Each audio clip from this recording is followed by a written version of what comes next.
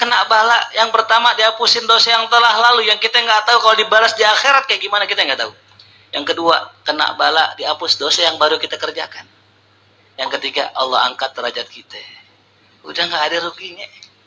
Ya.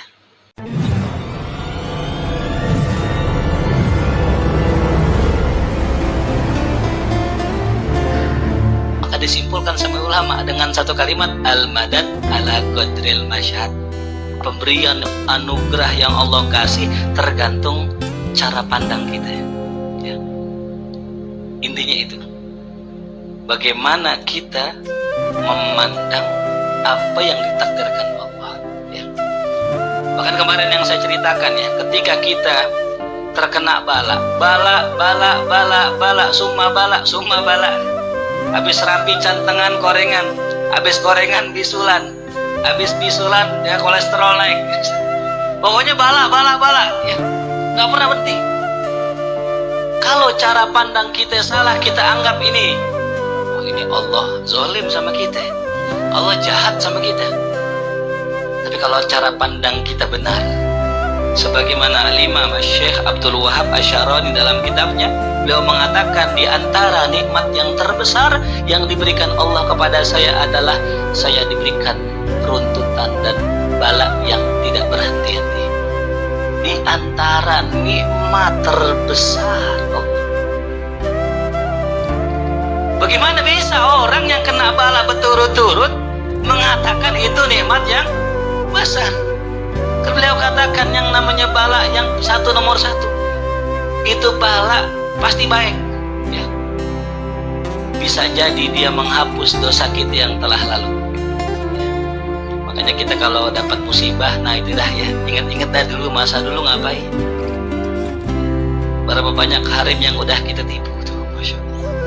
Berapa banyak gorengan yang udah kita makan, belum kita bayar. Dia ngaku ya. Udah dibayar belum? Ya. Kita jangan sok kaget dah kalau kita kena musibah. Ya Allah, perasaan aneh udah ngaji mulu, udah sholat mulu, kenapa sih kena musibah? Dulu ente sebelum ngaji ngapain? Ya, saya belum ngaji ngapain? Ya. Kecuali kita kayak Rasulullah dari kecil maksum. Dari kecil maksum, nggak pernah nyolong, ya, nggak pernah ngambil hak orang. Makanya kalau seandainya kena sakit musibah, ya itu pasti kafarah lidzunub, menghapus dosa. Ya. Kalau nggak ngangkat apa? Derajat. Itu buat orang-orang soleh itu begitu. Nah kita ya, dulu pernah nyolong mangga orang, ya, pernah ngambil hak orang lain, pernah ini dan sebagainya lah ya. Maka yang pertama kata Syekh Abdul Wahab Asy'arani, yang namanya musibah bala itu untuk ngapusin dosa yang telah pasti itu. Wa hadza yadullu ala rahmatillahi ilaina, itu menunjukkan kasih sayang Allah sama kita. Hamba, azabku nanti di akhirat pedih.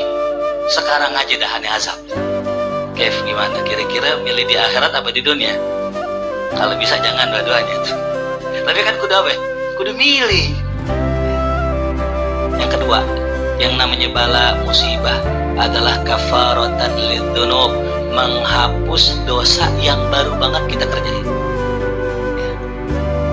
Kita nggak sengaja mungkin ngomongin kejelekan orang, aib orang lain yang itu tidak dibolehkan dalam syariat untuk diceritakan. Karena ada aib yang boleh, ada aib yang nggak boleh. Nanti kita bahas pada bab. Nggak sengaja habis ngomongin aib orang, lidah kita kegigit. Nah, aduh, sakit. Malah berdarah lagi. Nah itu bala namanya. Jelas paham? Lalu yang ketiga, yang namanya bala imma li raf'id darajat. Imma itu bala bisa ngangkat derajat kita fid dunya wal cuman tiga la yakhruj minas salasah, nggak bakal keluar dari tiga tadi. Sekarang saya mau tanya, kira-kira untung rugi kita? Untung rugi kita? Untung seuntung-untungnya. Ya, kena bala yang pertama dihapusin dosa yang telah lalu yang kita nggak tahu kalau dibalas di akhirat kayak gimana kita nggak tahu. Yang kedua, kena bala dihapus dosa yang baru kita kerjakan. Yang ketiga, Allah angkat derajat kita.